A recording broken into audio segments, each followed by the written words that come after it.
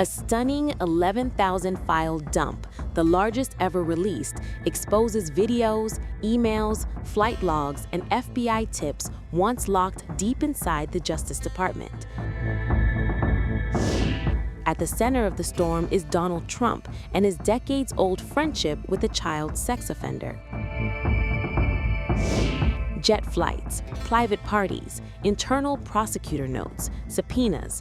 The sheer scale of the material is reopening questions many believed were buried for good. And then the most chilling revelations of all.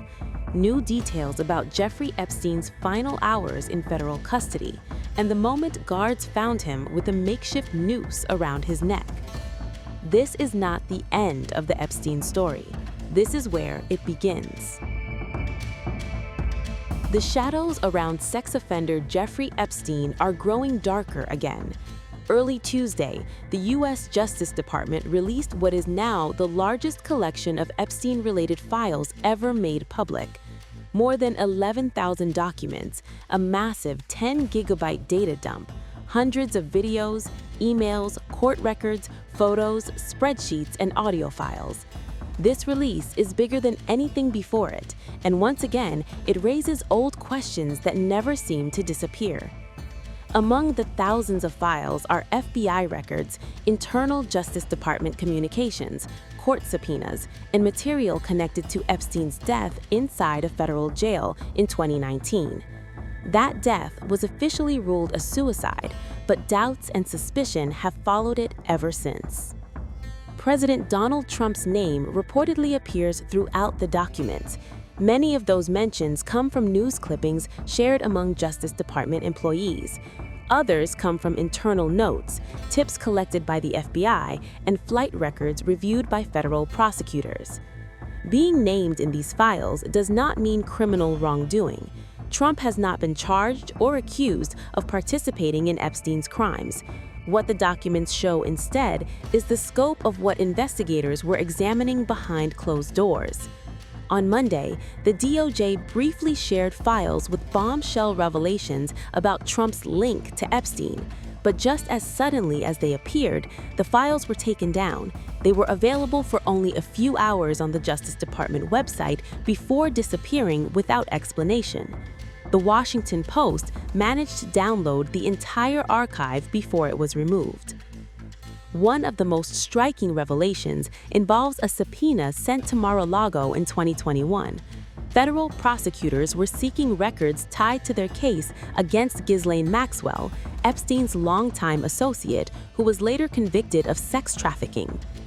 Internal notes from a U.S. prosecutor indicate that Trump flew on Epstein's private jet at least 8 times between 1993 and 1996, with Maxwell present on several of those flights. One note references a flight involving Trump, Epstein, and a 20-year-old woman. These notes were written as prosecutors reviewed flight logs for potential witnesses in the Maxwell case. The files also include FBI tips from the early 2000s reporting alleged parties involving Epstein and Trump. The documents do not show whether those tips were investigated or confirmed. Inside the files are also chilling details about Epstein's final days. Emails between prison officials discuss psychological assessments and debates about placing him in special housing units. One message describes officers finding Epstein with a makeshift noose around his neck. There are even records showing plans to house Epstein with Cesar Sayoc, a convicted extremist later sentenced to 20 years for mailing bombs to Democrats and journalists. Beyond Trump, the documents stretch far wider. They include extensive objections from Epstein's victims over a controversial 2008 plea deal that spared him federal charges. There is also a 22-page memo seeking to interview Prince Andrew, outlining evidence gathered by U.S. investigators. Prince Andrew later lost his royal titles because of his ties to Epstein. President Trump pushed back on Monday, saying Epstein's name is being used to distract from his political success. The commander-in-chief repeated that he ended his friendship with Epstein years ago and claimed he banned him from Mar-a-Lago. But as this massive release shows, the Epstein story is far from over. The Department of Justice pulls a dramatic 180 on Trump after a storm erupts over the Jeffrey Epstein documents. This as the DOJ restores the controversial image showing President Donald Trump after nationwide outrage over its deletion.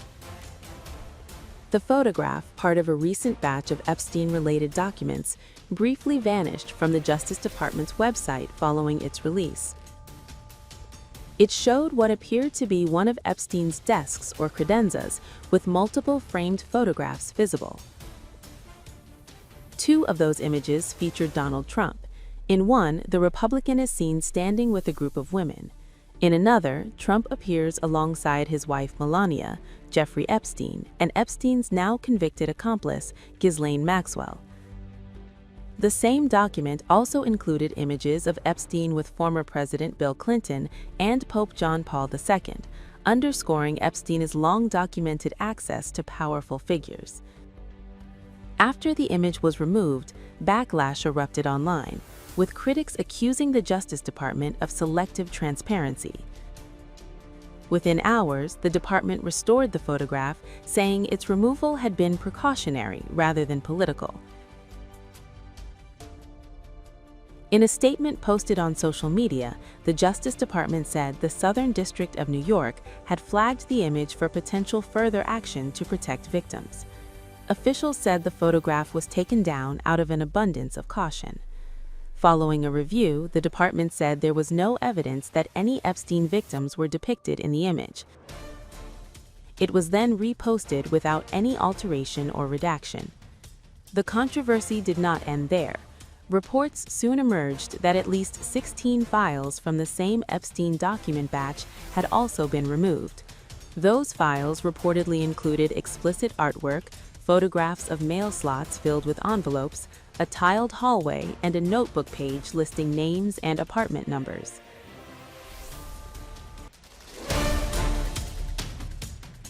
Democratic lawmakers quickly seized on the removals, accusing the Trump administration of defying a law ordering the full release of Epstein-related files. Congressman Jamie Raskin told CNN that the situation appeared to be about covering up information the president or his associates did not want made public. He said the issue raised serious questions about transparency and compliance with the law. Republican Congressman Thomas Massie, a longtime advocate for full disclosure in the Epstein case, echoed those concerns. Speaking on CBS's Face the Nation, Massie said the Justice Department was flouting both the spirit and the letter of the law.